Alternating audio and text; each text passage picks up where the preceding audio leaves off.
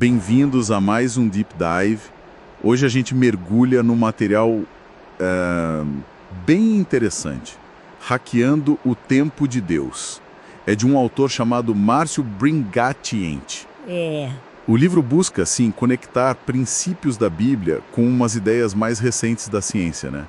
Tipo física quântica, PNL. Programação neurolinguística. Exatamente. A nossa missão aqui é entender a proposta central dele, sabe? Como essa mistura de fé e ciência poderia, na visão do autor, claro, alinhar o nosso tempo pessoal com o que ele chama de tempo de Deus. Isso. E talvez até transformar a vida. É uma promessa em tanto, né? Com certeza. Vamos ver como ele desenvolve isso. Então, o ponto de partida que ele coloca é uma diferença-chave entre o nosso tempo, o tempo humano que a gente sente assim, linear, né? Passado, presente, futuro. Sim, a linha do tempo que a gente conhece. Isso. E o tempo divino, que o livro descreve como eterno, quase como se fosse vertical, sabe? Onde Deus conseguiria ver tudo ao mesmo tempo. Vertical. Interessante essa imagem.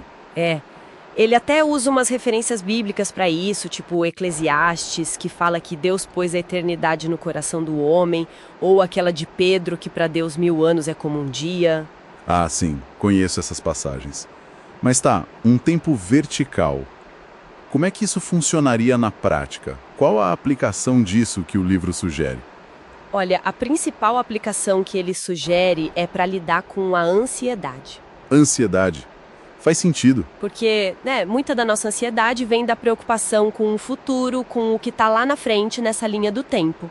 Se a gente adota essa perspectiva divina, talvez dê para aliviar um pouco isso. Tipo aquele versículo de Mateus para não se preocupar com o amanhã? Exatamente esse.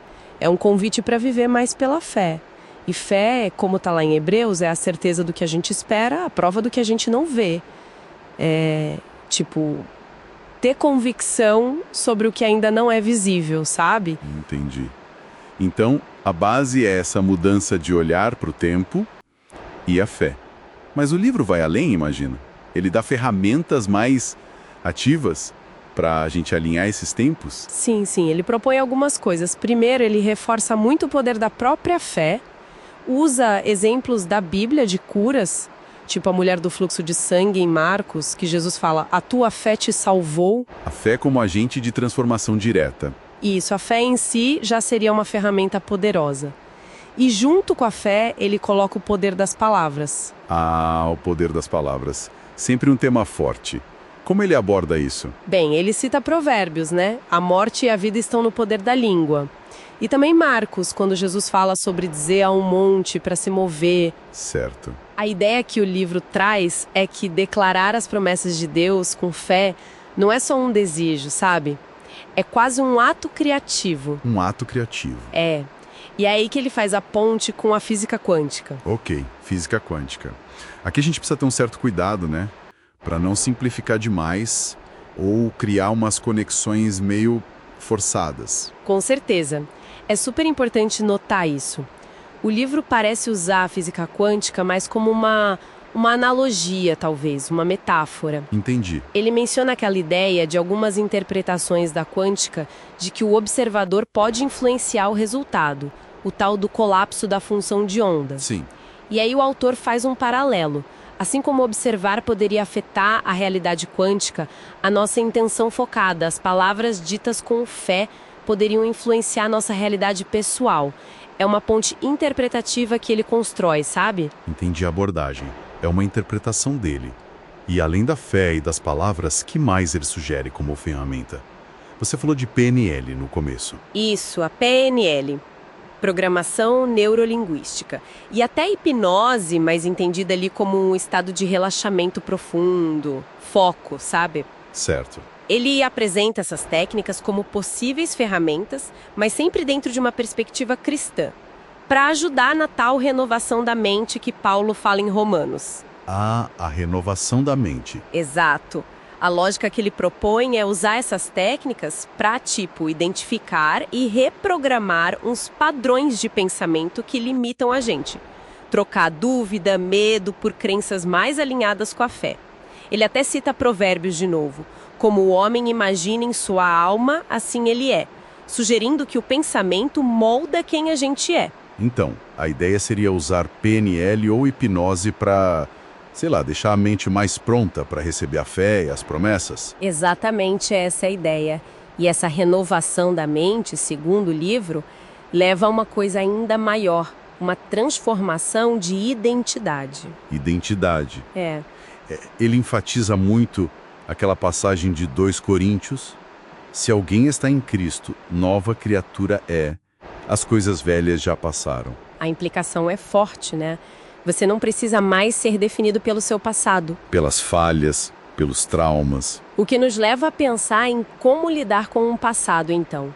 Se a identidade é nova, como o livro sugere que a gente encare as experiências que já viveu? A sugestão é ressignificar. Bem na linha do que o apóstolo Paulo escreve lá em Filipenses, sabe? Esquecer o que fica para trás, avançar para o alvo. Não negar o passado, mas não deixar ele mandar no presente. Isso. Não deixar ele ditar quem você é hoje ou quem você vai ser amanhã. A nova identidade seria a de filho de Deus, como diz em Romanos, vivendo sem aquela carga de condenação. Faz sentido. E essa nova identidade, ela estaria ligada a um propósito de vida também? Sim, o livro conecta tudo isso. Essa identidade renovada estaria ligada a um propósito divino. Ele cita Efésios, que diz que somos feitura de Deus, criados para boas obras. Entendi. E viver alinhado com esse propósito e com esse tempo de Deus seria, na visão do autor, a chave para acessar a tal vida em abundância que Jesus promete em João 10. E essa abundância não é só material, pelo que entendi? Não mesmo. O livro descreve como algo que vai além disso. Inclui paz, alegria, realização. Mas, claro, isso exige confiança na provisão de Deus, paciência, gratidão, aquelas coisas de Filipenses 4 também. Então, resumindo tudo, o ponto central desse material que a gente explorou é essa proposta de sincronizar a nossa visão de mundo, nossas ações, com uma percepção do tempo mais divina, mais eterna. Exatamente. E as ferramentas para isso seriam a fé ativa, o uso consciente das palavras e uma mente renovada, talvez com uma ajudinha de técnicas como a PNL, né? Para poder viver as promessas da Bíblia como algo real agora, no presente. Perfeito. E o ponto fascinante, que talvez seja a grande questão para refletir que o livro deixa, é justamente essa. Imagina se alguém realmente abraçasse essa perspectiva.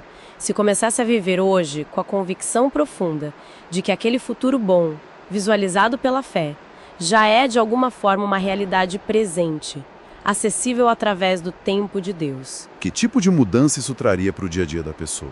Exato. Que tipo de mudança concreta, palpável, isso poderia gerar? Fica aí a questão para a gente pensar.